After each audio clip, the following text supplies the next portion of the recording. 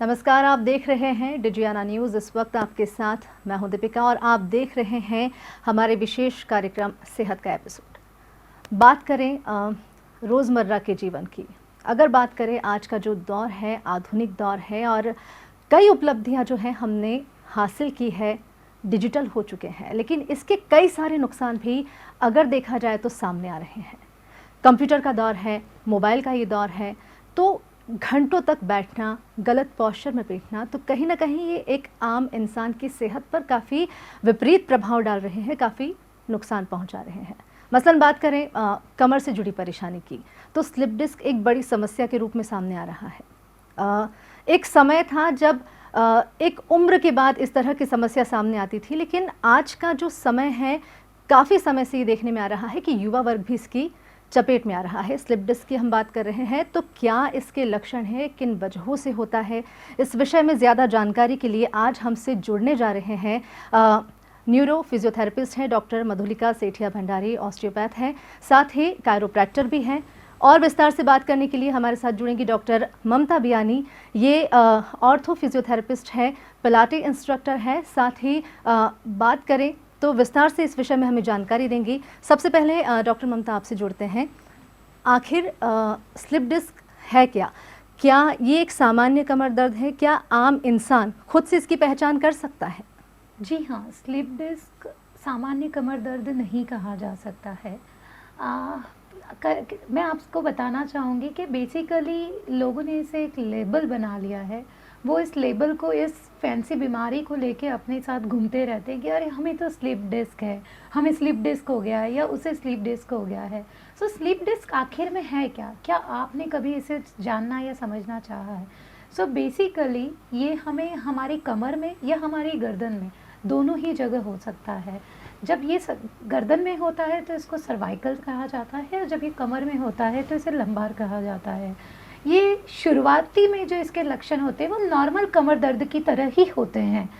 On end of कभी होगा दर्द, कभी नहीं होगा, बट थोड़ा जब ये बीमारी धीरे धीरे जब बढ़ती जाती है तो इसके बाद फिर ये पैरों में झुनझुनी आना, पैरों में दर्द होना, आपका जो दर्द है वो आपके कमर से लेके नीचे आपके तलवों तक आना, ये सब लक्षणों में परिवर्तित हो जाता है।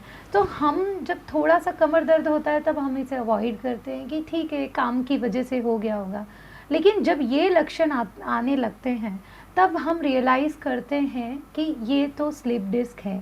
सो हमें इन लक्षणों को अनदेखा ना करते हुए इस पे ध्यान देना चाहिए और शुरुआती तौर पे ही इसका इलाज करवा लेना चाहिए। जैसे कि अगर आपको छींक आ रही है और छींक के दौरान आपको कमर में दर्द बढ़ रहा है झटके से, तो आप ये सेल्फ आइडेंटिफाई कर सकते हैं कि ये दर्द स्लिप डिस्क का है। या अगर आप खांसे हैं, ज़ोर से आपको खांसी आई है और आपकी कमर से एकदम से करंट जैसा दर्द पैरों की तरफ जा रहा है, तो आप आइडेंटिफाई कर सकते हैं कि ये दर्द स्लिप डिस्क से रिलेटेड है। जी। तो इसके डिफरेंट लेवल्स होते हैं। ये किस लेवल पे कौन सा सिम्टम्स दिखाता है, उस सिम्टम के हिसाब से आप सेल्फ आइडेंटिफाई भी कर सकते हैं कि आपको स्लिप डिस्क है या नहीं है। आपसे जुड़े अगर डॉक्टर मधुलिका, सिम्टम्स की यहाँ पर बात की है, जिस तरीके से बताया कि छींक के दौरान अगर दर्द होता है, खांसने के दौरान अगर ये दर्द आपको महसूस होता है, तो आप पहचान सकते हैं कि स्लिप डिस्क हो सकता है। और क्या सिम्टम्स हो सकते हैं, कैसे इसकी पहचान की जाए? जी, हम अभी बात कर रहे हैं सर्वाइकल स्लिप डिस्क और लंबर स्लिप डिस्क की। अगर हम सर्वाइकल स्लिप डिस्क की बात करें तो गर्दन में दर्द आना, गर्दन से फिर हाथों में दर्द आना, और कई बार ऐसा होता है हमें गर्दन में दर्द नहीं है, सिर्फ हाथों में दर्द है या हाथ के किसी हिस्से में दर्द है, झुनझुनी है, भारीपन है, तो हम उसे रिलेट करेंगे सर्वाइकल स्लिप डिस्क से। और अगर हम बात कर रहे हैं लंबर स्लिप डिस्क की, तो लंबर स्लिप डिस्क का सबसे पहला सिम्टम कमर दर्द के अलावा हमारा होगा पैरों में झुनझुनी आना, वो पीछे से या साइड की तरफ से या आगे की तरफ से हो सकता है, भारीपन होना, दर्द होना, और उसकी वजह से डेली लाइफ में जो भी डिस्टर्बेंसेस आते हैं वो सारे। जी, स्लिप डिस्क की यहाँ पर जब हम बात कर रहे हैं, क्या लगता है, क्या इसके लेवल हो सकते हैं? जैसा कि डॉक्टर ममता ने बताया था, क्या वो लेवल हो सकते हैं? दो प्रकार आपने बताए हैं, गर्दन में हो सकता है, कमर में हो सकता है, तो इसको कैसे डिफ़ाइन किया जाएगा और कौन सी ऐसी सिचुएशन है जब आपको डॉक्टर से कंसल्ट कर लेना चाहिए? कैसे होता है, बहुत आमतौर पे कहा जाता है कि लेडीज़ को इस तरह की प्रॉब्लम्स ज़्यादा कॉमन होती है, या जब कमर में दर्द होता है तो वो बोलती है अरे ये तो हमें डिलीवरी पोस्ट प्रेगनेंसी इफ़ेक्ट है, या काम के एग्जर्शन की वजह से हो गया है। सो वो लोग इस चीज़ को इग्नोर करते हैं। या फिर बहुत सी बार औरतों का कहना होता है कि सिज़ेरियन हुआ है, उसमें हमें जो इंजेक्शन लगाया था कमर में, ये उसका दर्द है। जी। या कभी कभी लोग हमें आके बोलते हैं कि हमें दर्द तो पैरों में है ना, हमारी कमर एकदम ठीक है। जी। सो उनका कहना ये होता है कि दर्द जहाँ प्रॉब्लम है दर्द वहीं होना चाहिए। जी। बट स्लिप डिस्क के अपने खुद के एक लेवल होते हैं जी। कि जब वो एक शुरुआती के लेवल में आपको कमर में दर्द आएगा, पहले वो कभी कभी आएगा, फिर वो रोज़ आएगा या एग्जर्शन में आएगा, एंड फिर वो कंटिन्यूस आएगा। फिर एक सर्टन टाइम के बाद आपको कमर का दर्द बंद हो जाता है और आपके पैरों में उसके सिम्टम्स आने लगते हैं। तो लोग जाते हैं, नी एक्सरे करवाते हैं, एंकल में कुछ तो दिखाते हैं, जी। उन्हें लगता है कि नहीं ये परेशानी तो हमें पैरों में है, जी। कमर तो हमारी एकदम ठीक है, वो तो बढ़िया है, जी। उसमें तो कोई दर्द ही नहीं है। जी। तो आप लोगों को ये शुरुआती के जो सिम्टम्स हैं उन लोगों को अवॉइड ना करते हुए आप उसी समय डायरेक्ट अपने फिजियोथेरेपिस्ट की सलाह ले सकते हैं, दिखाने जा सकते हैं। वो आपको कुछ सिम्टम्स जो टेस्ट होते हैं जो स्लिप डिस्क के लिए बने होते हैं, जी। वो टेस्ट करके आइडेंटिफाई करके दे सकते हैं कि किस लेवल पे आपको कमर का दर्द है। जी। क्योंकि लोग, आपने सुना होगा बहुत सी बार कि मुझे तो sciatica है। जी। sciatica is a type of sleep disk, it's a kind of symptom of sleep disk. So आप उसका लेवल जिंदगी भर अपने साथ लेके नहीं घूम सकते। जी। आप उसको बहुत ही आसान तरीके से ठीक कर सकते हैं। जी। सो आपको पूरी लाइफ एक बीमारी का टैग लेके अपने साथ घूमने की ज़रूरत नहीं है। जी। आप बहुत ही आसानी से उसे ठीक करवा सकते हैं। जी, लेवल की यहाँ पर बात की है जिस तरीके से डॉक्टर ममता ने। यहाँ लेवल जब डायग्नोज हो जाते हैं, स्लिप डिस्क है, किस लेवल का है, क्या लगता है किस हिसाब का ट्रीटमेंट जो है इस समस्या से जो है निजात दिला सकता है? अलग अलग लेवल के लिए क्या अलग अलग ट्रीटमेंट होते हैं? देखिए, अगर हम बात करें सारे लेवल्स, जो बेसिक लेवल है, जब तक आपका ब्लैडर बॉबल, जैसे कह रहे हैं हमें बाथरूम करने में परेशानी आ रही है या हम कंट्रोल नहीं कर पा रहे हैं, जब तक वो लेवल नहीं आता तब तक आप हमेशा फिजियोथेरेपिस्ट की सलाह लेके और फिजियोथेरेपी के अंडर अपना ट्रीटमेंट कर सकते हैं। जी। अगर आपका इन्वॉल्वमेंट आ गया है कि हमें बाथरूम में परेशानी आ रही है, हम नहीं रोक पा रहे हैं, ढंग से नहीं जा पा रहे हैं, तो तब हम ये ज़रूर सजेस्ट करेंगे कि आप किसी न्यूरोलॉजिस्ट से मिलें और आप उनकी सलाह से फिर अपना आगे का ट्रीटमेंट कंटिन्यू करें। वैसे भी जब वो इन्वॉल्वमेंट होता है तब हम कहते हैं कि वो सर्जरी के लिए अप्लीकेबल है। जी। आजकल हम देख रहे हैं कि स्लिप डिस्क में सर्जरी काफ़ी कॉमन हो गई है। जी।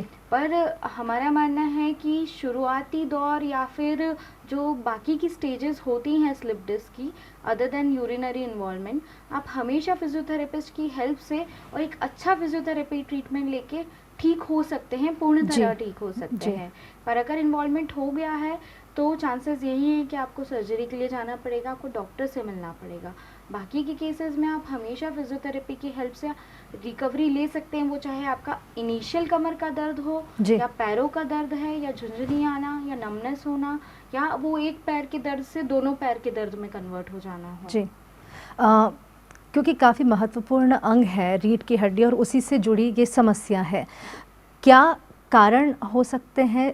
चूँकि हम लक्षण पे बात कर चुके हैं, ट्रीटमेंट अलग अलग होते हैं, लेकिन कारण क्या हो सकते हैं जिसकी वजह से इस तरह की समस्याएं सामने आती हैं? मैम, कई कारण हैं स्लिप डिस्क होने के। अगर हम सारी कारणों को स्टार्ट करें तो लैक ऑफ एक्सरसाइज, जो हम डेली रूटीन में किसी भी एक्सरसाइज का रूटीन फॉलो नहीं करते हैं, वो योगा हो या जनरल एक्सरसाइजेस हो या वॉकिंग हो, वो एक सबसे बड़ा कारण है कि हम कोई भी एक्सरसाइज नहीं कर रहे हैं, जिससे हमारी फ्लेक्सिबिलिटी कम हो रही है। फ्लेक्सिबिलिटी कम होने से जो स्लिप डिस्क है, आपकी रीढ़ की हड्डी के बीच में एक जेल लाइक स्ट्रक्चर है, उस पर वियर एंड टियर का प्रोसेस बहुत बढ़ जाता है, तो उसकी वजह से स्लिप डिस्क के चांसेस बहुत बढ़ जाते हैं। वेट अपना दूसरा फैक्टर होता है। अगर हम वेट की बात करें तो अगर आपका वेट ज़्यादा है आइडियल BMI से, तो आप फिर से प्रोन है स्लिप डिस्क के लिए। अगर आपका पोस्चर गलत है तो वो भी एक कारण है स्लिप डिस्क होने का, वो चाहे आपका डेस्क जॉब से रिलेटेड हो या लेबर जॉब से रिलेटेड। हम ऑक्यूपेशन की अगर बात करें तो ऑक्यूपेशन में जो डेस्क जॉब होल्डर्स हैं उनको गर्दन की समस्या या कमर की समस्या हो सकती है। पर अगर हम बात करें वर्किंग क्लास की, जो लेबर क्लास है वो ज़्यादा वेट उठाते हैं, ज़्यादा लेबरस काम करते हैं, हैवी लिफ्टिंग जॉब करते हैं, उनके लिए कमर का स्लिप डिस्क होना आम बात है। आजकल की हमारी सीडेंट्री लाइफस्टाइल है वो भी इस चीज़ को प्रमोट करती है कि हम स्लिप डिस्क के लिए प्रोन होते जा रहे हैं। Bad eating habits, stress level का बढ़ना, ये सब इसके कारण होते हैं। कारण की बात की यहाँ पर डॉक्टर मधुलिका ने, यही कारण है या फिर जेनेटिक वजह से भी जो है स्लिप डिस्क की प्रॉब्लम हो सकती है? क्योंकि कई बार कई ऐसी बीमारियां हैं जो जेनेटिक होती हैं और हर जनरेशन में किसी न किसी को हो सकती है। क्या ये भी उसी तरह की कोई बीमारी है और क्या ये उतनी खतरनाक हो सकती है स्लिप डिस्क की समस्या? देखिए, अगर हम जेनेटिक की बात करें, काफ़ी पेशेंट्स हमसे आके सवाल पूछते हैं कि जैसे बीपी और शुगर हमारे मदर फादर को था तो हमें भी आएगा, या और कोई बीमारी, हार्ट प्रोन बीमारी या किडनी डिसऑर्डर हमारे फैमिली में हिस्ट्री रहा हुआ है। स्लिप डिस्क में ऐसा कुछ नहीं है कि आपकी फैमिली में किसी को हिस्ट्री रहा है तो आपको 100% आएगा। सेकंड चीज़, अगर हम बात करें कारणों की, तो कारण बहुत सारे हैं। फर्स्ट ऑफ ऑल, ये जेनेटिक नहीं है। और पहले हमें देखा जाते थे तो हम सोचते थे कि 50 और 55 के बाद ही हड्डियों से रिलेटेड बीमारी आएंगी। बट आज आप देखें तो इवन इन आफ्टर कोविड और कोविड के दौरान बच्चे जो एक जगह बैठ के स्क्रीन पे ऑनलाइन स्टडीज़ कर रहे थे, हमारे पास 70% ऑफ पेशेंट्स बिलो 15 थे या बिलो 18 थे, जस्ट बिकॉज क्योंकि वो सुबह 8 बजे से दोपहर के 3-4 बजे तक सिटिंग एक जगह बैठ के, या तो वो बेड पे अपने सो के काम कर रहे, पढ़ाई कर रहे थे, पूरे टाइम कंप्यूटर के सामने थे, तो फिजिकल एक्टिविटी कुछ नहीं था।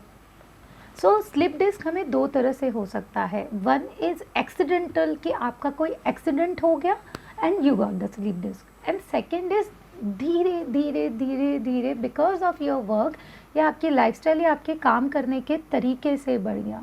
अभी अगर हम बात करें तो बोलते हैं कि महिलाएं सबसे ज़्यादा अफेक्ट होती है। वो तो कुछ करते ही नहीं है हैवी काम, कुछ वज़न नहीं उठाती है। जो एक हाउसवाइफ है वो कोई वज़न नहीं उठाती है, वो कुछ नहीं करती हैं। आप अगर ऐसे बात करें कि उन्होंने तो ऐसा कोई फिजिकल वर्क नहीं किया तो उन्हें ही क्यों हो गया, ये नॉर्मल क्वेश्चंस है जो हम लोग डेली लाइफस्टाइल में सुनते हैं हमारे पेशेंट से।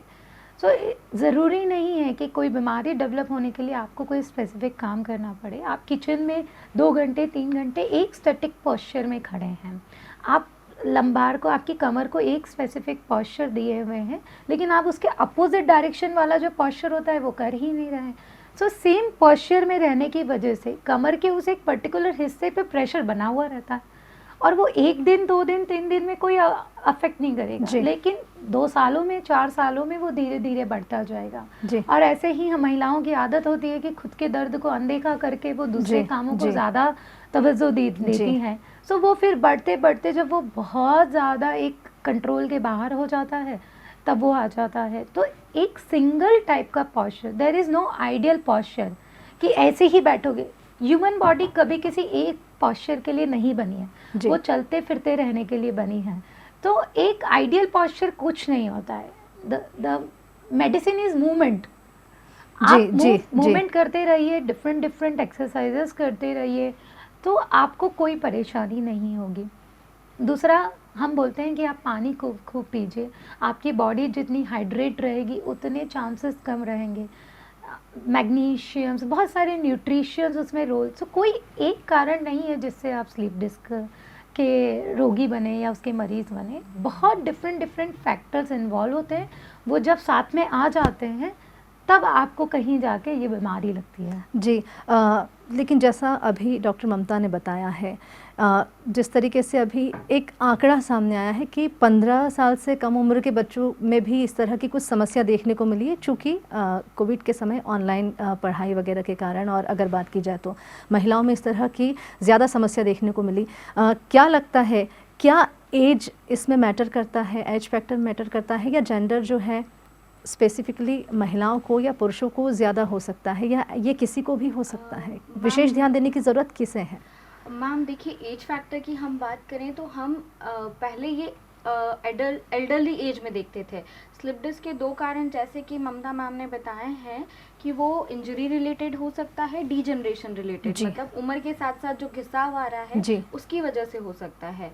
तो डीजनरेशन की वजह से हमें सबसे ज़्यादा स्लिप डिस्क के केसेस पहले देखने को मिलते थे, जिसमें 50 प्लस की एज ग्रुप आ जाते थे। बट अभी 2015 के बाद जो हमारा लाइफस्टाइल चेंजेस की वजह से नया स्टैटिस्टिकल सामने आया है डेटा, वो ये कहता है कि 20s की एज से स्लिप डिस्क काफ़ी ज़्यादा बढ़ गया है। मतलब 20 या 20 से प्लस के एज ग्रुप के जो लोग हैं, उसी एज ग्रुप से हमें स्लिप डिस्क बहुत ज़्यादा देखने मिला है। उसका सबसे बड़ा कारण है कि आपने आपके पोस्चर को बिगाड़ लिया है, दूसरा आपने स्क्रीन टाइम को बहुत ज़्यादा बढ़ा लिया है। वो जो हमारी आउटडोर प्ले एक्टिविटी होती थी, जिसमें हमारे डेली रूटीन के सारे फिजिकल वर्क हो जाते थे, बॉडी के सारे मूवमेंट हो जाते थे, वो सब बंद हो गए हैं। और ये चीज़ें सामने आ रही है राइट फ्रॉम चाइल्डहुड। मतलब जो बच्चा बड़ा हो रहा है वो अपने मोबाइल के टाइम के साथ बड़ा हो रहा है, वो मोबाइल में ज़्यादा टाइम बताता है एज़ कम्पेयर टू घर के बाहर निकल के जो आउटडोर एक्टिविटीज़ जिन्हें हम नाम देते हैं वो खेलना चाहिए था उसे। वो आउटडोर एक्टिविटी की जगह घर में कंसंट्रेटेड एक्टिविटी करने लगे हैं। और उसके साथ साथ उनका फिजिकल और बॉडी का पोस्चर जो है वो चेंज करने लगे हैं। हमारी सोफ़ा या ऊपर पे बैठ के आदत की सिटिंग ज़्यादा बढ़ गई है। सोफ़ा पे हम लोग, ऐसा नहीं होता है कि हम स्ट्रेट बैठे हैं सोफ़े पे, जैसे हम चेयर पे बैठा करते थे। सोफ़े पे हम हमेशा स्लाउच होके, खसक के, कभी एक साइड सहारा कभी दूसरी साइड सहारा लेकर बैठते हैं। हम ज़्यादातर बिस्तर पे आधा टिक के पढ़ना या लैपटॉप पे काम करना पसंद करने लगे हैं, या बिस्तर पे उल्टा होके मोबाइल चलाना पसंद करने लगे हैं। दूसरा इसमें एक फैक्टर ये भी बढ़ गया है कि जब से कोविड आया है, लोग घर में ज़्यादा कॉन्सेंट्रेटेड हो गए थे उन 2-3 सालों में, तो वो घर में कॉन्सेंट्रेटेड होके उन्होंने अपना पोस्चर और बिगाड़ लिया था। सोफ़ा, बेड, इन सब का यूसेज बहुत बढ़ा लिया था और उन्होंने हमारे स्पाइन पे स्ट्रेस बढ़ाना शुरू कर दिया था। तो ये एज रिलेटेड फैक्टर में 20 प्लस से जनरेशन जो आ गई है उन सब के लिए बहुत ज़्यादा बढ़ गया है। और अगर मैं जेंडर की बात करूँ तो definitely females are more prone to men. Reason multiples होते हैं कि फीमेल के body postures comparatively daily activities में बेटर होते हैं। विमेन के स्टैटिक पोस्चर ज़्यादा होते हैं, जैसे मैम ने बताया अभी कि वो स्टैटिक पोस्चर किचन में खड़े होके काम कर रही हैं, वो लेबर फेज़ के थ्रू निकल रही हैं। और अगर हम बात करें लेबर फेज़ की, तो लेबर फेज़ में ये एक बहुत इम्पॉर्टेंट फैक्टर आता है कि एक फ़ीमेल ड्यूरिंग प्रेगनेंसी से पोस्ट प्रेगनेंसी तक, वो वाला फेज़ जब वो फेस करती है तब कभी भी उसे प्रॉपर रिहैबिलिटेशन नहीं मिलता, उसे प्रॉपर एक्सरसाइजेज, गाइडेंस, वो सब नहीं मिलता। तो उसकी जो कोर होती है वो वीक हो जाती है। कोर वीक होना मतलब जो हमारी ट्रंक की मसल्स थी, जो हमारी स्पाइन को स्ट्रेंथनिंग दे रही है, मजबूती दे रही है, वो कमज़ोर हो रही है। और अगर वो कमज़ोर हो रही है स्पाइन के आसपास की मसल्स, तो स्पाइन पे आने वाले स्ट्रेसेस काफ़ी बढ़ जाएंगे। तो female right from that age ज़्यादा प्रोन हो जाती है कि 30-25 की एज से उनमें ये चांसेस और ज़्यादा बढ़ जाते हैं कि हम उनके लिए प्रोन हैं कि हमें स्लिप डिस्क हो सके, लंबर प्रॉब्लम्स, बैक एक्स हो सके। जी, यहाँ आपसे जानना चाहेंगे, अगर इस तरह का दर्द उठता है या अंदेशा होता है कि ये स्लिप डिस्क हो सकता है, क्या डायरेक्ट फिजियोथेरेपिस्ट के पास जाया जा सकता है? डेफिनेटली मैम, डायरेक्ट फिजियोथेरेपिस्ट के पास आप कभी भी जा सकते हैं। अगर आपको मामूली कमर का दर्द भी हुआ है, 2 दिन 3 दिन से रह रहा है, तो आप अपने फिजियोथेरेपिस्ट को डायरेक्टली कंसल्ट कर सकते हैं। और अगर वो लॉन्ग टर्म है या इंटरमिटेंट आने जाने वाला ऑन एंड ऑफ पेन है, तो डेफिनेटली आपको फिजियोथेरेपिस्ट को मिलना चाहिए। I think role of physiotherapist के बारे में डॉक्टर ममता बिल्कुल क्या लगता है आपको, क्या रोल प्ले करते हैं फिजियोथेरेपिस्ट और फिजियोथेरेपी इस तरह के दर्द में? क्या सिर्फ इसी माध्यम से दर्द से निजात पाई जा सकती है? क्यों नहीं पाई जा सकती, अगर हम उस दर्द का सही कारण ढूंढ लें। आजकल ज़माने में लोगों को बिल्कुल टाइम नहीं है। डॉक्टर के पास भी जब आप जाते हैं या आप पेन किलर्स लेते हैं, वो आपको टच किए बिना आपको मेडिसिन दे देते हैं। अभी तो कोविड के बाद से ऐसा हो गया है कि इतना दूर बैठा के अच्छा बोल दीजिए क्या है और लिख के दे देते हैं। मुझे लगता है कि जब तक हम पेशेंट को टच नहीं करते, हम समझते नहीं हैं कि उस बीमारी का मूल कारण क्या है। हो सकता है कि छोटा सा कहीं कोई मिसअलाइनमेंट हो, कोई पॉस्चर बिगड़ा हुआ हो, या आज मैंने ठीक कर दिया, बट मुझे लगता है कि एक अच्छा डॉक्टर वही है जो उस बीमारी को परमानेंट ठीक करे या वापस ना आने दे। जी। अगर वापस हर 2 महीने में आप मेरे पास कमर दर्द लेके आ रही हैं, इसका मतलब मैंने उस बीमारी के प्रिवेंशन के लिए कुछ काम नहीं किया। सो हमारा रोल शुरू होता है आइडेंटिफाई करने से लेके, ट्रीटमेंट से लेके वापस ना आने तक। जी। सो 50-50% पार्टनरशिप वाला रोल होता है एक पेशेंट और एक फिजियोथेरेपिस्ट का, कि पहले हम आइडेंटिफाई करते हैं कि इसका कॉज क्या है, देन हम वो कॉज करेक्शंस पे काम करते हैं। करेक्शन के बाद हम आपको कुछ एक्सरसाइज होमवर्क देते हैं जी। For prevention. हमें बहुत सारे पेशेंट एक सवाल पूछते हैं कि मैडम ये वापस तो नहीं आ जाएगा। मैं आपको एक सिंपल सा उसका आंसर देना चाहूँगी। जब हमें सर्दी ज़ुकाम होता है या बुखार आता है, हम गोली लेते हैं, विद इन 2-3 डेज़ ठीक हो जाते हैं। क्या इसका कोई गारंटी है कि इन फ्यूचर पूरे लाइफ में आपको बुखार नहीं आएगा? जी। डेफिनेटली जी। अगर आप बारिश में भीग गए, आपने कुछ ठंडा खा लिया, कोई इन्फेक्शन हो गया तो आ गया। सेम विद द स्पाइन, जब हम आपका ट्रीटमेंट करते हैं उसके बाद आपको कुछ एक्सरसाइजेस फॉलो करनी होती है फॉर प्रिवेंशन, कि ये आपको वापस ना आए। हो सकता है कोई जर्की मूवमेंट हो गया हो, या आपने बहुत ट्रैवल कर लिया, या आपने एक्सरसाइजेस करना छोड़ दिया। जी। क्योंकि जब हम ठीक हो जाते हैं तो हम एक्सरसाइजेस छोड़ देते जी, हैं, हमें जी। लगता है अब हम ठीक हैं। जी। सो स्पाइन एक ऐसी चीज़ है, आपने देखा होगा साइंस इतना आगे बढ़ गया, हमने हार्ट रिप्लेस कर लिया, ब्रेन कर लिया, फेस कर लिया, बट हम जी। स्पाइन रिप्लेस नहीं कर पाए, जी। जो ना कभी होगा। तो मुझे ऐसा लगता है कि आपको आपके स्पाइन को इग्नोर ना करते हुए उसकी स्ट्रेंथ पे काफ़ी ध्यान देना चाहिए। बहुत छोटी छोटी चीज़ें होती हैं जिनका अगर हम ध्यान रखें तो आपको कहीं भी किसी भी समस्या की किसी भी डॉक्टर के पास जाने की ज़रूरत ही नहीं पड़ेगी। वो आप एक अपने लेवल पे ही उसको सुलझा सकती हैं। जी। तो लेडीज़ में वैसे भी मोनोपोज के बाद कैल्शियम की कमी हो जाती है, बाकी सारे न्यूट्रिशंस की कमी हो जाती हैं, तो उनका पेन बियरिंग कैपेसिटी भी कम हो जाता जी, है। सो जी। इसीलिए वो ज़्यादा, आपने देखा होगा कि ज़्यादातर महिलाएं कमर दर्द की शिकायत करती हैं। ऐसा नहीं है कि मेल में या पुरुषों में शिकायत नहीं है, because of their lifestyle, mobile का यूज़, जो गाड़ी बाइक बहुत ट्रैवल करते हैं या जो गाड़ी बहुत चलाते हैं, ड्राइवर्स, डेंटिस्ट, हेयर सलून वाले, तो हर एक जॉब अपने साथ उस जॉब का एक, बोलते हैं ना, एक तोहफा लेके आता है कि वो आपको उससे रिलेटेड कोई तकलीफ़ दे के ज़रूर जाता है। तो ब्यूटी सलून में जो औरतें काम करती हैं तो पूरे टाइम उनका नेक फॉरवर्ड रहता है, जी। तो उन्हें गर्दन का जो सर्वाइकल सिम्प्लेक्स होता है वो होता है। ड्राइवर्स जो पूरे टाइम काम कर गाड़ी चलाते हैं, ट्रक ड्राइवर्स, हैवी उनका ये व्हील रहता है, वो ड्राइव करने से उनमें दर्द आ जाता है। जो लोग बाइक पे बहुत ट्रैवल करते हैं, एमआर, फार्मेसी वाले या अदर लोग जी। जो अपने काम के लिए रोज़ 25-50 किलोमीटर ट्रैवल करते हैं, उन लोगों में सर्वाइकल या लंबार का issue because of the suspension rods जो जर्क लगते जी, हैं, जी। उनमें हो जाता है। डेंटिस्ट लोगों में cervical slip disc is quite common, क्योंकि उन्हें पूरे टाइम आगे रहना पड़ता है। इवन सर्जन्स जो पूरे दिन ओटी में 3-3, जी, 4-4 जी। घंटे की क्रिटिकल सर्जरी करते हैं, they are prone to lumbar slip disc. So हर एक जॉब अपने तरीके से उसका वो लेके आता है। जी। तो ये काफ़ी सारे रीजंस हो सकते हैं, और आप डायरेक्टली अपने फिजियोथेरेपिस्ट के पास जा सकते हैं। वो उसको आइडेंटिफाई करके लेवल ऑफ कंडीशन आइडेंटिफाई करके ट्रीटमेंट देते हैं आपको। वो ट्रीटमेंट के बाद जो पोस्ट ट्रीटमेंट प्रोटोकॉल है वो बहुत ज़्यादा इम्पॉर्टेंट होता है, ताकि उसका जी। जो रिज़ल्ट है वो लॉन्ग टर्म तक रहे। जी।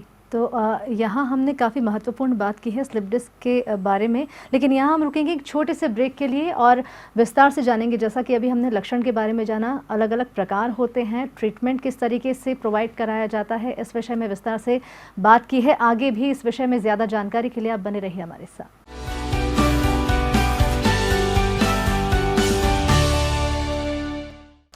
तो ब्रेक के बाद एक बार फिर स्वागत है आप सभी का। इस वक्त हमारे साथ जुड़े हुए हैं डॉक्टर मधुलिका सेठिया भंडारी और डॉक्टर ममता बियानी, जो स्लिप डिस्क को लेकर हमसे विस्तार से चर्चा कर रही हैं। लक्षण को लेकर हमने बात की है, क्या कारण रहते हैं जिसकी वजह से स्लिप डिस्क हो सकता है। ट्रीटमेंट को लेकर भी हमने चर्चा की है, लेकिन रिकवरी में कितना समय लग सकता है, वो कौन से फैक्टर हैं जो इसमें मदद कर सकते हैं या रुकावट बन सकते हैं। तो आपसे जुड़ते हैं डॉक्टर मधुलिका, क्या वो कारण हो सकते हैं, वो कौन से फैक्टर हो सकते हैं जो रिकवरी में मदद कर सकते हैं या रुकावट बन सकते हैं? कितना समय जो है स्लिप डिस्क से निजात पाने में लग सकता है? देखिए मैम, स्लिप डिस्क की हम अगर बात करें तो रिकवरी टाइम पेशेंट के हिसाब से डिफरेंट होता है। एक स्टैंडर्ड रिकवरी टाइम 6 वीक्स हम मान सकते हैं स्लिप डिस्क होने के बाद। पर अगर वो डिजेनरेटिव स्लिप डिस्क है जो धीरे धीरे धीरे धीरे हुई है, या वो higher grade of slip disc है, तो उसमें डेफिनेटली हमें टाइम लगेगा। और दूसरा फैक्टर ये डिपेंड करेगा रिकवरी टाइम पे कि आपने फिजियोथेरेपी कब और किस तरह से स्टार्ट किया है, आपने फिजियोथेरेपी कितने टाइम के लिए लिया है, आपने कितना अर्ली फिजियोथेरेपी स्टार्ट किया है, और आपने क्या अपने फिजियोथेरेपिस्ट की पूरी सलाह को मानते हुए उन सारी चीज़ों को फॉलो किया है जो आपके थेरेपिस्ट ने आपको करने को बोला है। एक्सरसाइजेस से लेके, प्रिकॉशंस से लेके, आपकी डेली रूटीन के अर्गोनॉमिक्स, उठने बैठने, सभी से रिलेटेड चीज़ों को लेके। जी। रिकवरी टाइम के अलावा जो फैक्टर्स रिकवरी को इफ़ेक्ट करते हैं, वो हमारा सबसे पहला डेली का लाइफ रूटीन और लाइफस्टाइल है।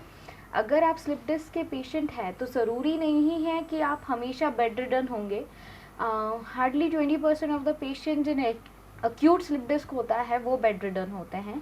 बाकी के पेशेंट्स अपनी लाइफस्टाइल जैसे तैसे फॉलो कर रहे होते हैं। जी। दर्द के साथ भी वो अपने डेली रूटीन फॉलो करते हैं। जी। वो अपना ऑफिस भी जाते हैं, अपने सारे काम भी करते हैं। जी। और अगर इनिशियल फेज में हम बात करें कि अगर वो स्लिप डिस्क होता है और उन्हें सिर्फ पेन फैक्टर है, वो बेड रिडन नहीं है, और उसके साथ वो ट्रीटमेंट लेने आ रहे हैं, तो अगर वो फिजियोथेरेपी ट्रीटमेंट ले रहे हैं और सारा अर्गोनॉमिक्स फॉलो कर रहे हैं, जैसे हम सबसे बेसिक एडवाइस देते हैं, आप करवट से उठिए, जी। आप सामने मत झुकिए, आप हैवी वेट मत उठाइए, और जब आपको पेन स्टार्ट हुआ है उसके अर्लीस्ट फेज में आपके फिजियोथेरेपिस्ट से मिलके उनके साथ ट्रीटमेंट स्टार्ट कर लीजिए। जी। और उसके बाद फिर धीरे धीरे आपका ट्रीटमेंट प्रोटोकॉल जो चलता जाता है, उसके साथ आप अपनी रिकवरी अर्लीस्ट पॉसिबल वे में एक्सपेक्ट कर सकते हैं। और रिकवरी को अवॉइड करने के लिए जो हम चाहते हैं कि वो फैक्टर्स जो रिकवरी को फास्ट करने से रोकते हैं, उसमें आप पानी कम पीते हैं, ये भी एक बहुत इंपॉर्टेंट फैक्टर होता है कि हम हाइड्रेशन का ध्यान नहीं रखते। जी। हम पानी नहीं पीते हैं तो हमारी मसल्स में एक स्टिफनेस सी डेवलप होती है जो लैक ऑफ वाटर की वजह से है। उसे हमें कवर करना है एक अच्छे हाइड्रेशन से, एक अच्छे न्यूट्रिशन से। हमारी डेली रूटीन की लाइफस्टाइल में हम कभी भी शूज़ पहन के वॉक करना पसंद नहीं करते, तो उस चीज़ को भी हम फॉलो करें जब आपके थेरेपिस्ट आपको एडवाइस देंगे तो। जी। And that's it. यहाँ आपसे जानना चाहेंगे, रिकवरी की बात की है, जितनी जल्दी जो है समस्या का पता चलते ही अगर फिजियोथेरेपिस्ट से आप जुड़ जाते हैं और ट्रीटमेंट लेना स्टार्ट कर देते हैं तो बहुत कम समय में रिकवरी की जा सकती है। लेकिन क्या कम्प्लीटली रिकवरी इसमें जो है संभव है? रिपीटेशन की बात तो आपने कही है कि जैसे सर्दी ज़ुकाम वापस हो सकता है, अगर लापरवाही रखी जाए तो फिर से हो सकता है, लेकिन क्या कंप्लीट रिकवर किया जा सकता है इस दर्द से? क्यों नहीं, हम स्लिप डिस्क को पूरी तरह से रिकवर कर सकते हैं। सिर्फ ज़रूरत है तो कुछ अवेयरनेस की, कुछ चीज़ों का ध्यान रखने की, और जहाँ तक रही कि कितना टाइम हमें इस चीज़ को ठीक करने में लग जाता है, तो हमें 3 से 6 हफ्तों का टाइम उसके लिए लग जाता है। एंड अगेन इट्स डिपेंड कि आपकी एज क्या है, क्या आप स्लिप डिस्क के साथ और भी कोई चीज़ लेके आ रहे हैं। जैसे जब हमारे पास थोड़ी सीनियर लेडीज़ आती हैं या मेल पेशेंट आते हैं तो उन्हें कमर दर्द के साथ साथ घुटनों में भी दर्द रहता है, तो दोनों ही जॉइंट इन्वॉल्व होने की वजह से भी हमें प्रॉब्लम आ सकती है, थोड़ा सा आपका रिकवरी डिले हो जाता है। कभी कभी ओवरवेट पेशेंट रहते हैं, ओबेस पेशेंट रहते हैं, उसकी वजह से भी डिले हो सकता है। सो जो रिकवरी टाइम है, जो ट्रीटमेंट का टाइम है, ये वरी करता है पेशेंट टू पेशेंट। जैसे अगर मैं बात कहूँ गोली की, तो हो सकता है कि आपका बुखार 1 पैरासीटामोल में कम हो जाए और डॉक्टर मधुलिका का 2 पैरासीटामोल में भी कम ना हो। सो हम एक रिकवरी के लिए days patient to patient decide नहीं कर सकते, ये वरी करता है। किसी का बॉडी बहुत जल्दी रिस्पॉन्स करता है, किसी का नहीं करता। कभी कभी पेशेंट हम देखते हैं कि एमआरआई में वो बहुत सीरियस हमें दिखा रहा है, हम एमआरआई देख के लगता है कि अरे ये पेशेंट तो चल ही नहीं सकता होगा, बट पेशेंट बहुत अच्छा खासा हमारे सामने बैठा हुआ रहता है। और कभी कभी हमें एमआरआई में कुछ भी नज़र नहीं आता, लगता है छोटी सी चीज़ है, 3 दिन में ठीक हो जाएगा, बट पेशेंट 20 दिनों तक रिकवर नहीं कर पाता है। तो हम कंपेयर इस तरीके से नहीं कर सकते कि जिस तरह से आपका बॉडी रिस्पॉन्स कर रहा हो उसी तरीके से किसी और का भी बॉडी सेम डेज में रिस्पॉन्स कर सके। सो इसीलिए जो ट्रीटमेंट का टाइम है, जो रिकवरी टाइम है, वो पेशेंट टू पेशेंट वरी करता है। लेकिन ये ज़रूर है कि आप जितने अर्ली फेज़ में उसको ट्रीटमेंट शुरू करवाएंगे उतना ही जल्दी उसकी रिकवरी के चांसेस बढ़ जाएंगे और लॉन्ग लास्टिंग रहेंगे। तो काफ़ी सारे फैक्टर हैं जो रिकवरी को अफेक्ट कर सकते हैं। राइट। आप बहुत लंबे समय से सोशल मीडिया पर, इंस्टाग्राम की बात की जाए, फेसबुक पर काफ़ी सारे जो है आप वर्कशॉप भी अटेंड करती हैं, एक्टिव रहती हैं। और अगर बात की जाए टेक्निकल एडवांसमेंट की, उसके बारे में अगर आप बताएं डिटेल से कि क्या चीज़ें हैं जो इफ़ेक्ट कर सकती हैं। ओके मैम, हम अगर बात करें स्लिप डिस्क की, तो स्लिप डिस्क का ओल्ड वर्जन हम बात करें कि ट्रीटमेंट में हम फिजियोथेरेपी में क्या लेते थे, तो SWD, ट्रैक्शन और कुछ एक जनरल एक्सरसाइजेस के साथ बहुत सारे प्रिकॉशंस होते थे जो एक ट्रेडिशनल फिजियोथेरेपी में हम यूज़ किया करते थे।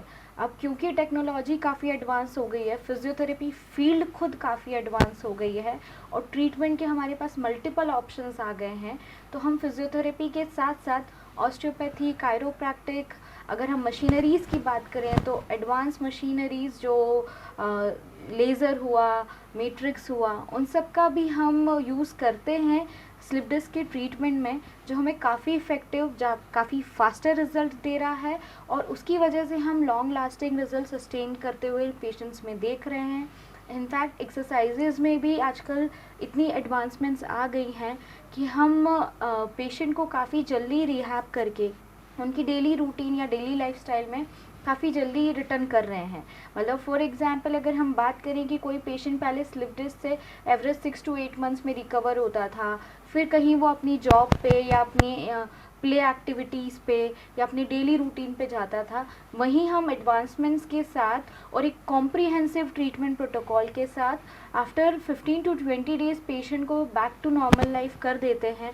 बट उसके बाद थेरेपी कंटिन्यू होता है जी। और एक प्रॉपर फॉलोअप के साथ ही पेशेंट का ट्रीटमेंट कंप्लीट होता है। जी, यही सेम क्वेश्चन अगर आपसे पूछा जाए, यहाँ पर टेक्नोलॉजी की बात की है, लेकिन जिस तरीके से एक्सरसाइज बहुत ज़्यादा मैटर करती है, बहुत ज़्यादा इफ़ेक्ट डालती है, आप पिलाटे इंस्ट्रक्टर भी हैं, तो एक्सरसाइज और उसमें भी जो एडवांस टेक्निक्स है, क्या लगता है आपको कितना इफ़ेक्ट करती है, किस तरीके से ये सारी चीज़ें जो है करना चाहिए? मैं आपको बोलूँगी कि सबसे बड़ा रोल अगर हम देखा जाए तो इसमें एक्सरसाइजेस का होता है, क्योंकि डॉक्टर ने तो आपको ठीक करके भेज दिया, बस उसको मेंटेन करना वो आपके हाथ में है। आपने देखा होगा अगर हम जिम जाते हैं, क्या ये पॉसिबल है कि विदिन 2 डेज़ या 3 डेज़ हम अपना बाइसेप्स डेवलप कर ले या मसल बल्क डेवलप कर ले? जी। ये पॉसिबल नहीं है। सो उसी तरह पेशेंट का हम लोगों से एक्सपेक्टेशन अगर ये रहता है कि 21 दिन के ट्रीटमेंट में या 1 महीने के ट्रीटमेंट में हमने डिस्क पे तो काम कर लिया, हमने दर्द से तो निजात पा ली, बट हम मसल स्ट्रेंथ के लिए क्या करें? जी। सो मसल स्ट्रेंथ गेन करने के लिए हमें मिनिमम 3 मंथ्स का टाइम लगता है, जिसमें मैं पेशेंट को कभी ये नहीं बोलती कि मैं आपको 15 दिन में ठीक कर दूंगी। मेरा पेशेंट से कहना ये होता है कि 15 दिन मेरा रोल है, बचा हुआ 2 महीना आपका रोल है, उसमें आप अपने आप को ठीक करेंगे।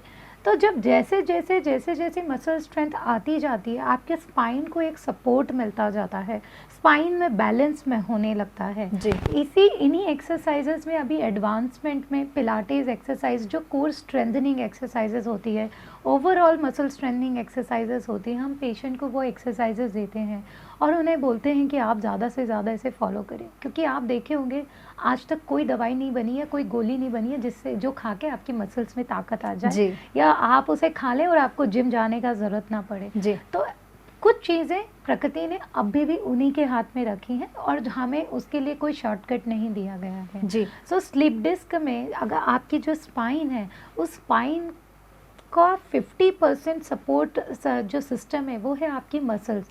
अगर उनमें ताकत नहीं रहेगी तो आप सर्जरी करवा लें, आप फिजियो करवा लें या आप कोई होम्योपैथिक ले लें, आयुर्वेदिक ले लें, आपका वो जो ट्रीटमेंट का रिजल्ट है वो लॉन्ग लास्टिंग नहीं रहेगा जब तक कि मसल्स की स्ट्रेंथनिंग नहीं होगी। और मैं पेशेंट को सजेस्ट करती हूँ कि अगर आप नहीं कर पाते हैं, आप हफ्ते में 2 या 3 बार भी अगर स्विमिंग के लिए चले जाते हैं तो वो रामबाण एक्सरसाइज है आपकी स्लीप डिस्क के लिए। जी। आपकी मसल्स, कोर मसल्स को स्ट्रेंथनिंग जैसे जैसे मिलती जाएगी, सपोर्ट मिलता जाएगा, स्पाइन की फ्लेक्सिबिलिटी बढ़ती जाएगी, तो आप ऑटोमेटिकली उसको लॉन्ग रन तक सस्टेन कर पाएंगे। जी, लेकिन क्या इसमें ये इम्पोर्टेंट नहीं है कि किसी ट्रेन्ड पर्सन से इसकी ट्रेनिंग ली जाए? क्योंकि कई बार ये होता है कि सोशल मीडिया के थ्रू या यूट्यूब के थ्रू कई सारे वीडियोस को फॉलो करते हुए और बहुत गलत तरीके से एक्सरसाइज कर ली जाए, और ये कारण हो सकता है स्लिप डिस्क। मैं आपको बताती हूँ, बहुत से लोग हमें, मेरे पास कितने ही लोग आते हैं जो बोलते हैं अरे यूट्यूब से देख के तो हम मैडम एक्सरसाइज कर रहे थे तो कुछ फ़र्क नहीं पड़ा,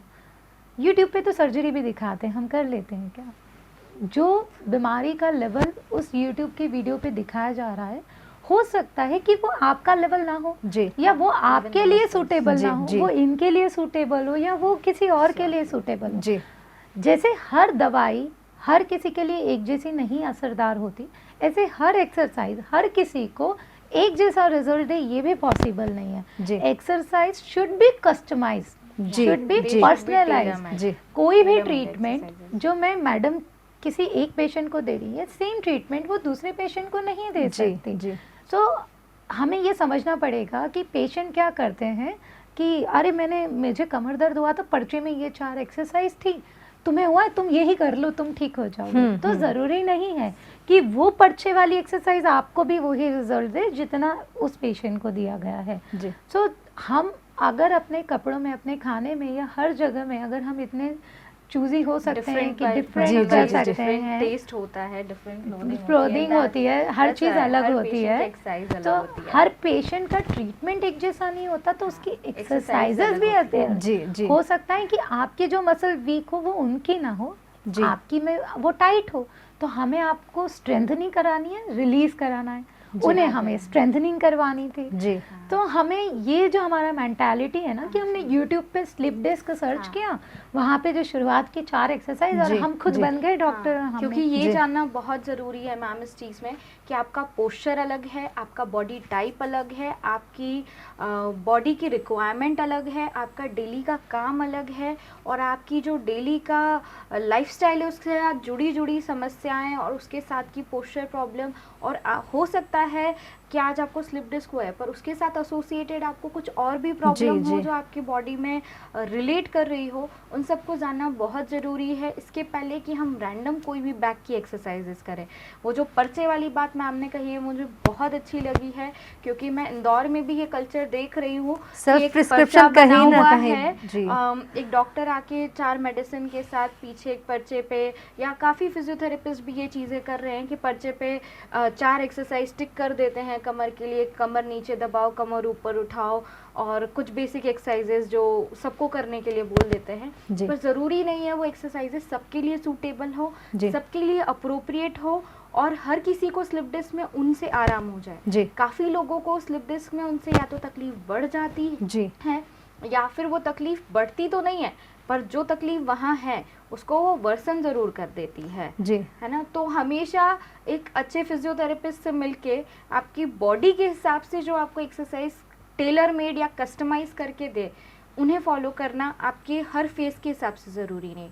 जी, ज़रूरी नहीं आज स्लिप डिस्क हुआ तो हम 4 एक्सरसाइज कर रहे हैं और वो हम हमेशा करेंगे। जी, बॉडी जैसे जैसे डेवलप होगा, स्ट्रेंथन होगा, हमें एक्सरसाइजेस चेंज करने पड़ेंगे। जी। जिस तरीके से आपने बताया सबकी बॉडी अलग होती है, पोस्चर अलग होता है, सबकी समस्याएं, लेवल, हर तरह की चीज़ों में अंतर होता है। आप दोनों से क्वेश्चन है मेरा, अपनी अगर जो आपके पास केसेस आते हैं उनमें से अपने एक्सपीरियंस के आधार पर अगर आप कुछ बताएं तो। मैम मेरा बहुत ही सुंदर एक्सपीरियंस है जो मैं आपके साथ शेयर करना चाहूँगी। मैं महाराष्ट्र में प्रैक्टिस करती हूँ। मेरे पास एक पेशेंट आए कर्नाटका से, शी हिमसेल्फ वाज डॉक्टर, उनके हस्बैंड भी डॉक्टर थे, एंड आपने देखा ही होगा कि वो अपने काम में पूरा सुबह से शाम तक लगे जी, रहते हैं, जी। सब कुछ है। And certainly she developed cervical slip disc. धीरे धीरे सिम्टम्स से खुद मेडिसिन खाते रहे, काम करते रहे, चलता रहा। एक टाइम पे उनके सिम्टम्स इतने वर्सन हो गए, इतने ज़्यादा बिगड़ गए that she was in depression. आप सोचिए कि जो मसल का पेन होता है, मैं आपको एक चीज़ बताना चाहूँगी जो कभी किसी को नज़र नहीं आता, जी, लेकिन जो उस पेन को बियर कर रहा है, जो उसे सह रहा है, जी, उसके लिए वो एक फिजिकल से ज़्यादा साइकोलॉजिकली भी बहुत इम्पैक्ट कर जी, जाता जी। है। वो चीज़ों को अवॉइड करने लगते हैं, कहीं जाने को अवॉइड करने लगते हैं, वो चीज़ों से भागने लगते जी। हैं, क्यों मैं ये करूँगी मुझे दर्द हो जाएगा, मैं वो करूँगी तो मुझे दर्द हो जाएगा, तो वो साइकोलॉजिकली भी उसको बहुत इम्पैक्ट करता है। तो वो इतना ज़्यादा डिप्रेशन में थी कि उन्होंने अपने हस्बैंड को ये बोला कि मैं अब कुछ नहीं कर सकती हूँ, मैं हिमालय पे, हिमाचल में, उत्तराखंड में जाके मैं कहीं किसी आश्रम में रह के अपनी ज़िंदगी रहना चाहती हूँ। क्यों? क्योंकि मैं नहीं चाहती, क्योंकि आप खुद भी डॉक्टर हैं, आपके पास टाइम नहीं है मुझे टाइम देने का, जी। बच्चों के पास उनकी लाइफ में वो बिज़ी हैं, नहीं है, और मैं ये जो इग्नोरेंस और ये डिप्रेशन में नहीं रहना चाहती, मुझे नहीं पता कि जी। मैं वापस अपने हाथ से लिख पाऊँगी या नहीं लिख पाऊँगी। वो इतना डिप्रेस थी कि वो अपने पापा के पास गए, बोला कि आप मुझे कोई अच्छे आश्रम में छोड़ के आइए। आप देखिए कि एक छोटा-सा दर्द, एक जी, चीज़, जी। एक किसी अच्छे खासे एजुकेटेड पर्सन के अगर दिमाग पे ये असर डाल सकता है, तो एक और जो इसी फील्ड से जुड़ा हो जो सबसे स्पिरिट से पहले। जुड़ा जी। हो, जिसे पता है कि उसके एक्सट्रीम क्या है, उसकी पॉसिबिलिटीज़ क्या है, देन वो किसी ने उन्हें मेरा रेफरेंस दिया, वो आई। आप बिलीव नहीं करेंगे, विदिन 20 डेज़ हमने उनके सारे सिम्टम रिवाइज़ किए, एंड जब वो गई तो उनकी आँखों में एक आँसू थे, और वो मुझे ये बोल के गई कि आपने मेरी ज़िंदगी मुझे वापस दी है, कि मैं अपने काम को फिर से कर पाऊँगी, मैं जी। किसी पे डिपेंड नहीं रह सकती हूँ अभी, मैं अपने हाथों से लिख सकती हूँ। बोले मैं यहाँ आई थी कुछ और, अब मैं जा रही हूँ अपनी लाइफ को वापस लेके, अपने कॉन्फिडेंस को वापस जी, लेके, जी। और अब मुझे ये कॉन्फिडेंस है कि अगर मैं इतना कर पाती हूँ तो इस जीवन में अगर मुझे कोई भी परेशानी आई तो मैं उसको ईज़िली रिवाइज़ कर पाती हूँ। जी। तो आप देखिए कि एक साइकोलॉजिकली वो आपके बिहेवियर पे, आपके कॉन्फिडेंस पे क्या इम्पैक्ट डाल सकता है। जी। तो आप ये ना सोचें कि अगर मुझे ये बीमारी है तो मैं ज़िंदगी भर उसका टैग लेके घूमूं। हम बहुत ही आसानी से हम इसे रिवर्स कर सकते हैं। जी। आज इतने नई नई मशीनें, जैसे मधुरिका ने बात की लेज़र की, we have robotic spinal decompression, super inductive system.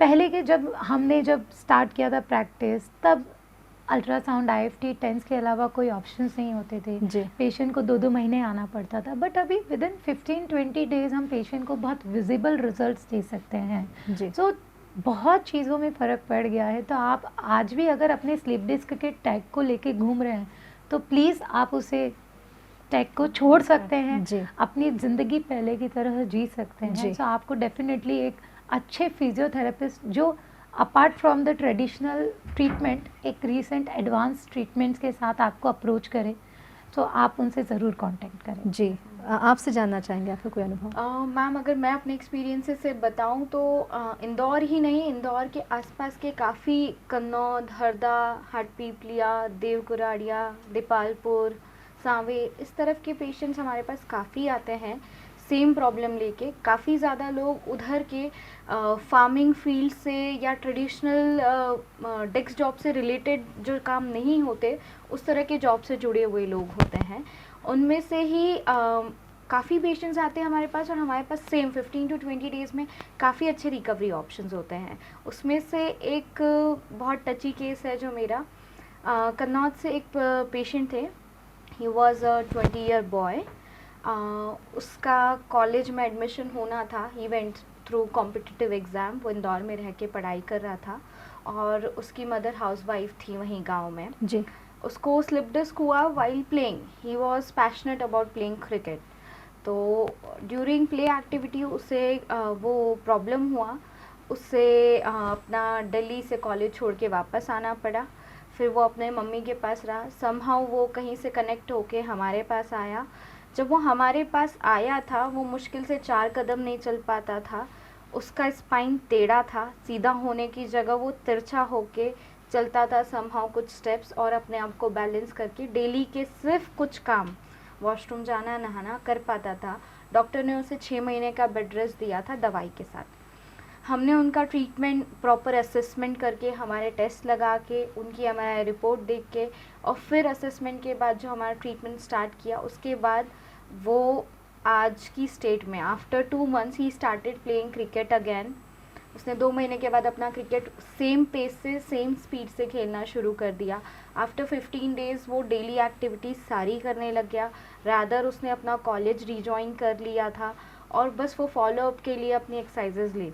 हाँ, और उसमें सबसे इफ़ेक्टिव पार्ट ये था कि 2 महीने के बाद भी, क्योंकि उनका एक्सपीरियंस काफ़ी ट्रैजिक था, उसकी मम्मी मेरे पास हाथ जोड़ के रो के गई है कि एटलीस्ट आपने इसे एबल बना दिया वापस। जी। एंड आफ्टर दैट वो हर महीने आते हैं या ऑनलाइन कंसल्ट करते हैं, मिलते हैं और पूछते हैं अब हमें नेक्स्ट एक्सरसाइज क्या करनी है। जी। ये खेलता है, ये कॉलेज जाता है, ये अपनी सारी एक्टिविटीज़ करता है जी। और ये पहले की तरह फिजिकली फिट हो गया है। जी। पर मैं नहीं चाहती कि ये अब उम्र के बाद वापस रिटर्न हो, तो एक हेल्दी लाइफस्टाइल के लिए इसे जो जो फॉलो करना है ये वो फॉलो तो कर रहा है, जी। पर एक रिहैबिलिटेशन वाइज एक्सरसाइज अपग्रेड करने के लिए वो आज भी कनेक्टेड रहते हैं। जी। And they are very happy कि 15 से 20 दिनों में उनको वो ट्रीटमेंट मिला जिसके लिए वो साल भर से परेशान हो रहे थे। जी। क्योंकि टेक्नोलॉजी के साथ साथ एक मैनुअल स्किल को जब हम ऐड कर देते हैं जी। और उन एडवांसमेंट्स को ऐड कर देते हैं जो आपके कॉज को पहले फाइंड करे, रूट कॉज को ढूंढ के आपको हेड टू टो पूरा सही करे, that is very important in any kind of therapy. जी। तो काफ़ी महत्वपूर्ण जो है बिंदुओं पर हमने चर्चा की है और जितना ज़्यादा बताया जा सकता है दर्शकों तक ये जानकारी पहुंची है। लेकिन बात की जाए ट्रीटमेंट जो है काफ़ी एडवांस हो चुका है, अब जो है दर्द से बहुत जल्दी निजात पाया जा सकता है, लेकिन क्या कोई ऐसा तरीका है कि इससे बचा जा सके, ये हो ही ना, कोई ऐसा तरीका है प्रिवेंशन? क्या ma'am, prevention is better than cure, ये जी। एक बहुत पुराना टैग लाइन है जो बहुत इम्पॉर्टेंट है। प्रिवेंशन के लिए हमें हर एज ग्रुप में ध्यान रखना चाहिए। मैं यह नहीं कहूँगी कि डिजनरेटिव डिस्क एल्डरली में होती है तो आप बुज़ुर्गों का ध्यान रखें या डिजनरेशन को रोकने के लिए हर फेज़ में ध्यान रखें। मैं कहना चाहूँगी राइट फ्रॉम योर चाइल्ड, मतलब आज अगर कोई पेरेंट्स इस वीडियो को देख रहे हैं तो मैं कहना चाहूँगी आप अपने बच्चे के पोस्चर का ध्यान रखें, उसके स्क्रीन टाइम को कंस्ट्रिक्ट करिए। वो जिस पोस्चर में अपना होमवर्क कर रहा है, अपनी पढ़ाई कर रहा है, अपना लैपटॉप या टैब या फ़ोन यूज़ कर रहा है, आप उस पोस्चर का बहुत ज़रूर से ध्यान रखें, क्योंकि ये पोस्चर ही आगे जाके सर्वाइकल या लंबर डिस्क का कारण बनते हैं। डेली रूटीन में वो किस तरह से बैठा है, हम अक्सर देख रहे हैं आजकल बच्चे टिकना पसंद करने लगे हैं रैदर देन स्ट्रेट स्पाइन जी। सिटिंग। जी। तो हमें उस चीज़ को रोकते हुए स्पाइन पे स्ट्रेट रखते हुए उन्हें बैठना है, इस चीज़ का भी उन्हें ध्यान रखना चाहिए। हम डेली एक्टिविटी में अपना पोस्चर्स कैसे रख रहे हैं, हम न्यूट्रिशन कितना ले रहे हैं, हम एक्सरसाइजेस क्या कर रहे हैं, इन सब का हमें ध्यान रखना चाहिए। और स्लिप डिस्क को प्रिवेंट करने के लिए हमें एक हेल्दी लाइफस्टाइल फॉलो करते हुए जी। Daily exercise, daily minimum walk, good hydration, good posture, right from childhood to all the life और ऑल द एज ग्रुप ध्यान रखना ज़रूरी है। जी। यहाँ डॉक्टर ममता आपसे शॉर्ट में जानना चाहूँगी, फिज़िकल एक्सरसाइज जितनी ज़रूरी है, क्या मेंटल हेल्थ भी उतना ही बड़ा कारण है इसके पीछे? क्या लगता है आपको? डेफिनेटली जी। आप देखेंगे जिन जिन लोगों में आपको गर्दन का दर्द मिलेगा वो स्ट्रेस ज़्यादा होंगे। जी। ये हमने हमारे पेशेंट्स के ऑब्जर्वेशन में पाया है कि 100 में से 90% of the patients they are suffering from stress, क्योंकि स्ट्रेस की वजह से आपकी जितनी ही नेक की मसल्स है वो टाइट हो जाती है। आप देखेंगे उनके शोल्डर रिस्ट्रिक्टेड मिलेंगे आपको। जी। सो डेफिनेटली आपका stress, the way you work, आपका लाइफस्टाइल, आपका काम करने का तरीका आपकी बीमारियों से बहुत हद तक कनेक्ट रहता है, उसको कोरिलेट करता है। सो मैं आपको यही बताना चाहूँगी कि आप प्रिवेंशन, जैसा कि अभी मधुरिका ने बताया, एक स्टैटिक पॉस्चर या एक चीज़ को ना फॉलो करते हुए आप इंतज़ार ना करें कि जिस दिन हमें दर्द होगा हम उस दिन एक्सरसाइज करें। जी। अगर आपके घर में कोई बड़े बुज़ुर्ग हैं और आप उनका एनिवर्सरी है या बर्थडे है तो आप उन्हें एक साइकिल गिफ्ट दीजिए, स्टैटिक एक्सरसाइज और साइकिल गिफ्ट कीजिए, ताकि वो सुबह शाम अपनी एक्सरसाइजेस कर सकें और चीज़ों को अवॉइड कर सकें। अपने बच्चों को बैठ के काम करने ना सिखाते हुए आउटडोर प्ले के लिए उनको एनकरेज करें। आप खुद करेंगे तो शायद आपके बच्चे करेंगे, ताकि इन फ्यूचर वो, क्योंकि आज अगर हम इतना बैठ रहे हैं तो फ्यूचर में जाके उन्हें तो कहीं ज़्यादा बैठना है। जी। उनकी स्टडीज़ के लिए बैठना है, 10th बोर्ड के लिए बैठना है, 12th के लिए बैठना है। दैट हम भूल जाते हैं कि फ्लेक्सिबिलिटी और मोबिलिटी हमारी स्पाइन के लिए बहुत ज़रूरी है। जी। जितना हमारी बॉडी फ्लेक्सिबल और मोबिलिटी प्रोन होगी उतना ही हम अपनी बॉडी पे आने वाले स्ट्रेसेस को झेल पाएंगे और डिस्क को टीयर और वियर होने से रोक पाएंगे। और सेम तरह की एक्सरसाइज करने से बचें। जी। कि हम रोज़ 6 किलोमीटर चल रहे हैं तो हम चल ही रहे हैं। Same type of exercise pattern हमें फॉलो नहीं करना Body चाहिए। used हो जाती या वीक में एक बार हम संडे को योगा कर सकते हैं, twice in a week we can go for swimming, Cardio. Once in a week we can go for cycling, cycling cardio, ऐसा। जिम, कभी हमने पिलाटेस कर लिया। So different type of exercise से आपके हर एक बॉडी के जॉइंट और मसल का हर तरह का मूवमेंट होगा। जी क्योंकि जब आप वॉक को जाएंगे तो आप सिर्फ लोअर बॉडी करेंगे, आपकी गर्दन का क्या, वो पेशेंट तो बोलेगा अरे हम तो रोज एक्सरसाइज करते जी। हैं, क्या रोज वॉक को जाते हैं।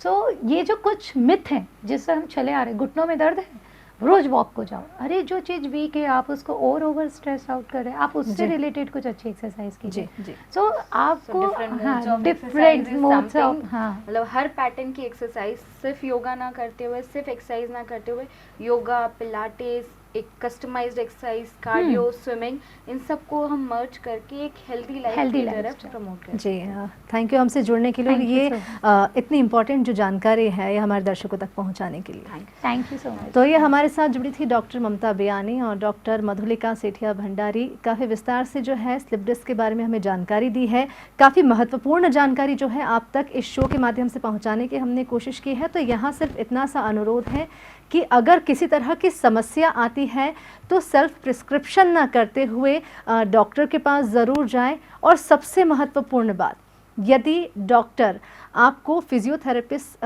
की सलाह दे रहा है, फिजियोथेरेपी की सलाह दे रहा है, तो उसे इग्नोर ना करें, इसे बिल्कुल लाइटली ना लेते हुए संपर्क करें। क्योंकि कई बार ऐसा होता है कि दवाइयों से ज़्यादा जो है फिजियोथेरेपी जो है ज़्यादा प्रभाव डालती है। तो इतना सा अनुरोध है कि आप डॉक्टर से ज़रूर कंसल्ट करें यदि आप किसी तरह की समस्या का सामना करते हैं। तो डिजियाना न्यूज़ पर बने रहिए ताज़ा तरीन खबरों के लिए हमारे साथ।